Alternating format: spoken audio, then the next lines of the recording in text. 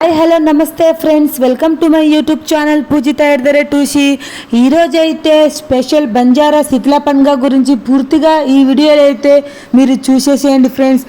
పూర్వకాలంలో మేమైతే ఈ ఫెస్టివల్కి ఇలా హెటియా టుక్రీ కాలి అనేది ఈ ఫెస్టివల్ యొక్క సాంప్రదాయ ప్రకారం మేమైతే ధరించే వాళ్ళం.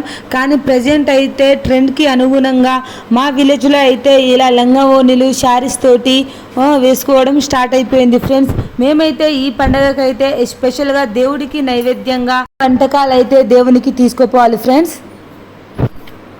బెల్లమన్నం అయితే స్పెషల్గా ఈ దేవతకైతే సమర్పిస్తాము. మేమైతే మా ఇంట్లో ప్రిపేర్ చేసుకున్న వంటకాలను అయితే తీసుకుపోయి అక్కడ ఉన్న మా గ్రామంలో ఉండే పెద్దవాళ్ళకైతే మేము తీసుకుపోయిన ఈ వంటకాలను అయితే వాళ్ళకి ఇస్తాము. వాళ్ళు ఆ పెద్దవాళ్ళు అయితే దేవునికి మేము తీసుకుపోయిన వంటలను నైవేద్యంగా సమర్పిస్తారు. ఈ శీతల పండుగకైతే స్పెషల్గా మాకైతే పూజారులు అనేటోళ్ళు ఎవరైతే ఉండరు, జస్ట్ గ్రామంలో ఉన్న పెద్దవాళ్ళందరూ కలిపి మేము తీసుకుపోయిన ప్రసాదాలను నైవేద్యాలను ఇలా దేవునికి అయితే సమర్పించేశాక అందరం దేవుడికి మన మనసులో ఉన్న కోరికలు అయితే కోరుకుంటారు ఫ్రెండ్స్.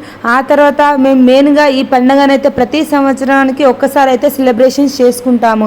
ఈ పండుగ యొక్క మెయిన్ ఉద్దేశం ఏంటిదంటే వర్షాకాలంలో వర్షాలు బాగా పండాలని, ఎలాంటి వ్యాధులు కానీ ఆటంకాలు కానీ రాకుండా పంటలు బాగా పండాలని ఈ దేవునికైతే మేము సెలబ్రేషన్స్ అయితే చేసుకుంటాము ఫ్రెండ్స్. ఈ ఇంటి నుండి పాడి పశువులను తీసుకుపోయి ఈ పండగ దగ్గర అయితే ప్రత్యేక పూజలు అయితే నిర్వహిస్తారు.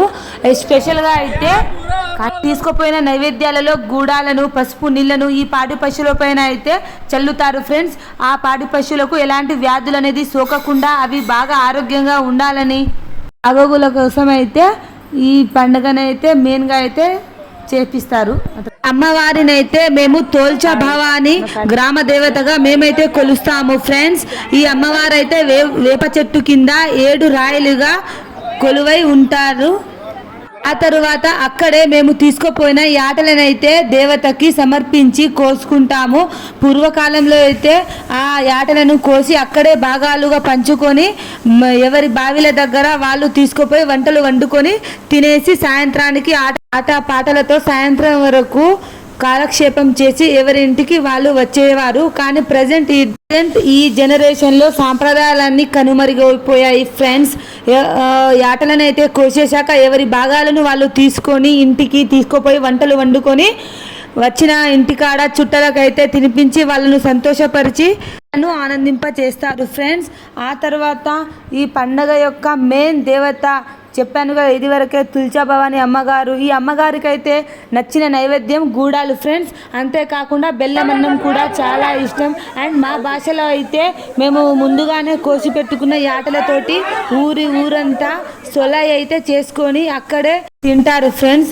అండ్ ఈ పండగ అయితే మెయిన్గా మంగళవారం రోజున మాత్రమే చేస్తారు. ఎందుకంటే తుల్చా భవాని అమ్మగారికి అయితే ఇష్టమైన రోజు మంగళవారం రోజు కాబట్టి ఈ పండుగను స్పెషల్గా మంగళవారం రోజు మాత్రమే చేస్తారు ఫ్రెండ్స్.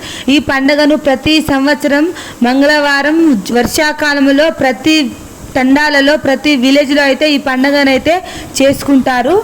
ఈ పండగ పూట సాయంత్రం వేళ ప్రతి ఇంట్లో ఉన్న ఆడపడుచులందరూ కలిసి గోధుమలను నానబెట్టి తీజ్ పండుగనైతే స్టార్ట్ చేసేవారు. పూర్వకాలంలో అయితే శీతల పండుగ రోజు సాయంత్రం పూటనే గోధుమలను నానబెట్టేసేవారు. కానీ ప్రజెంట్ ఈ కాలంలో అయితే ఎవరికి అనుకూలంగా వాళ్ళు ఈ తీజ్ పండుగనైతే సెలబ్రేషన్స్ అయితే చేసుకుంటున్నారు. మేమైతే మా విలేజ్లో ప్రతి సంవత్సరం శీతల పండుగ అయితే సెలబ్రేట్ చేసుకుంటాము ఫ్రెండ్స్. ఈ వీడియో ఎవరికైతే నచ్చిందో లైక్ చేసి ఛానల్ అయితే సబ్స్క్రైబ్ చేయడం అస్సలు మర్చిపోకండి ఫ్రెండ్స్. అండ్ ప్రీవియస్ వీడియోలో అయితే బంజారా స్పెషల్ జొన్న రొట్టెలు ఎలా చేయాలో పూర్తిగా వీడియోలో అయితే చేసి పెట్టాను ఫ్రెండ్స్. ఆ వీడియోని కూడా చూసి లైక్ చేసి ఛానల్కి అయితే సబ్స్క్రైబ్ చేసుకోండి. Thank you.